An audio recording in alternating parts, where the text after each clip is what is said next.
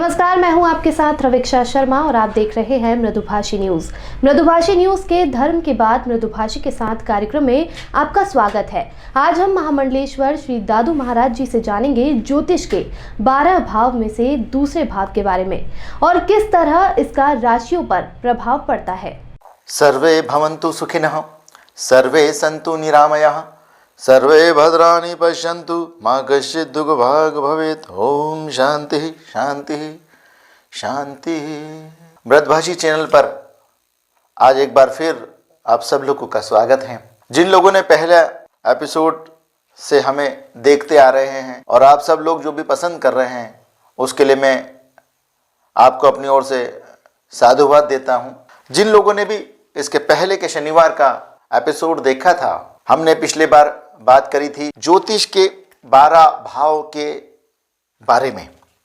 ज्योतिष के जो 12 भाव होते हैं, कौन कौन से भाव होते हैं, उसमें से पहला जो भाव था अर्थात लग्न भाव है जो था, उसकी बात हम चर्चा उसकी पिछले शनिवार को कर चुके हैं। आज हम बात करेंगे दूसरे भाव की। दूसरा भाव अर्थात धन का भाव। उसके पहले बात करते हैं कि ज्योतिष के जो 12 भाव है, यदि आप हो सकता है आप लोग में से कई लोग ऐसे होंगे जिन्होंने पिछला शनिवार को नहीं देखा होगा, उनके लिए मैं वापस बताना चाहता हूं। यदि आप हमसे जुड़ना चाहते हैं और अभी आपके पास अपनी जन्म पत्रिका यदि आपके पास है, तो आप कृपया करके अपनी पत्रिका, जन्म पत्रिका जो है वह सामने रख लीजिए। उससे आपको आज का यह शनिवार का कार्यक्रम समझने में बहुत आसानी हो जाएगी।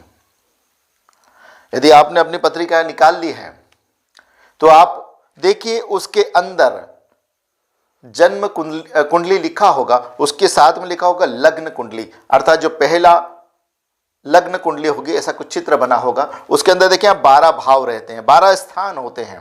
तो उसका जो पहला भाग है उसकी चर्चा हम लोग कर चुके हैं। अब आज हम जो बात करते हैं वह दूसरे भाग की बात करते हैं, अर्थात द्वितीय भाव की।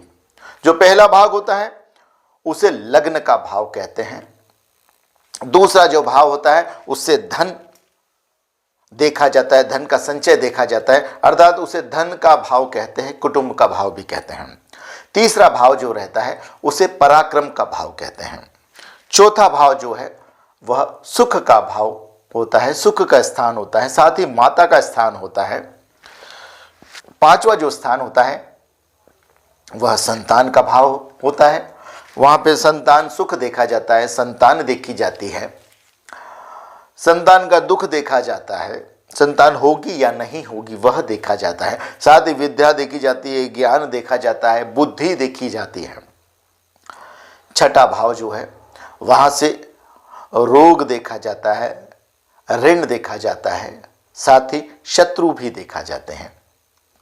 सातवां जो भाव है वहां से दाम्पत्य जीवन देखा जाता है।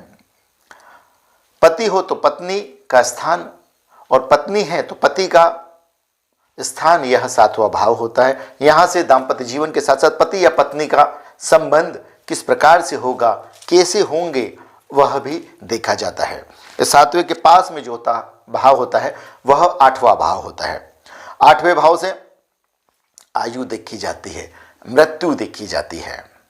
उसके बाद नवा भाव, नवे भाव से यह बहुत महत्वपूर्ण भाव होता है, यह हमारा भाग्य का भाव होता है। यहाँ से भाग्य देखा जाता है, भाग्य के साथ साथ यहाँ से धर्म भी देखा जाता है कि हम कितना धर्म कर सकेंगे, हमसे कुछ धार्मिक कार्य हो पाएंगे या नहीं हो पाएंगे। नवे के बाद 10वां भाव, 10वां भाव कर्म भाव होता है। केंद्र के 4 भाव जो प्रमुख भाव है उसमें से एक भाव 10वां भाव, यहाँ से कर्म देखा जाता है, व्यापार देखा जाता है, साथ ही पिता के बारे में जानकारी हमें 10वें भाव से मालूम पड़ती है। 10वें के बाद 11वां भाव, 11वां भाव से हमें लाभ मालूम पड़ता है, लाभ होगा या नहीं होगा, आय देखी जाती है, इसे इनकम का भाव भी कहते हैं। 11 के बाद 12वां भाव, 12वां भाव जो होता है उसे व्यय का भाव कहते हैं। यहां से खर्चे देखे जाते हैं, साथ साथ मोक्ष देखा जाता है।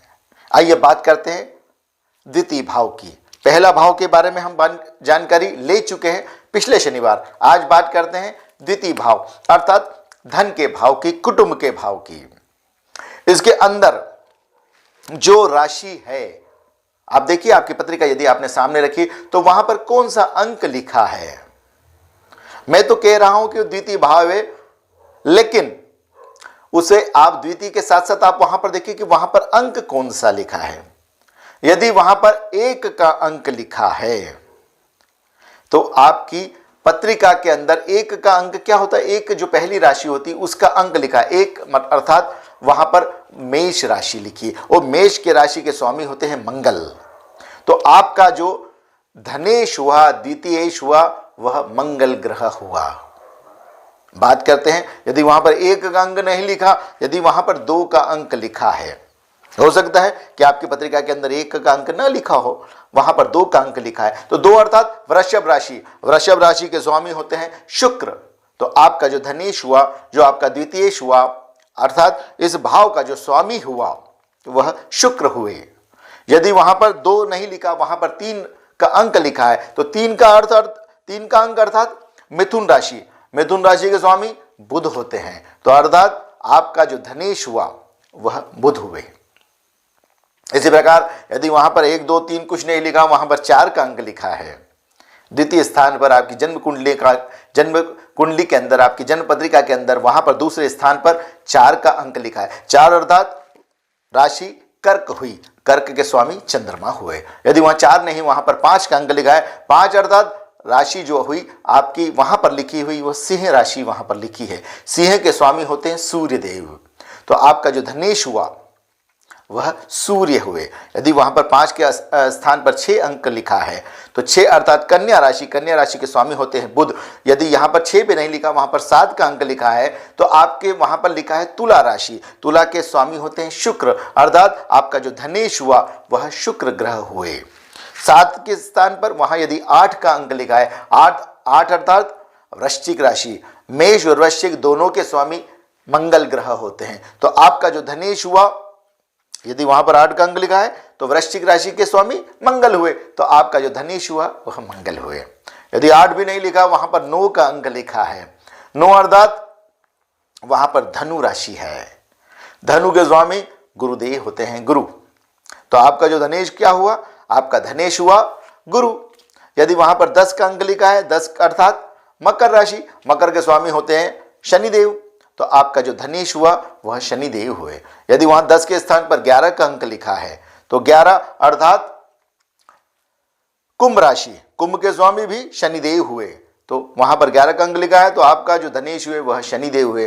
11 के स्थान पर यदि वहां पर 12 का अंक लिखा है, 12 अर्थात मीन राशि, मीन के जो स्वामी होते हैं वह गुरु होते हैं।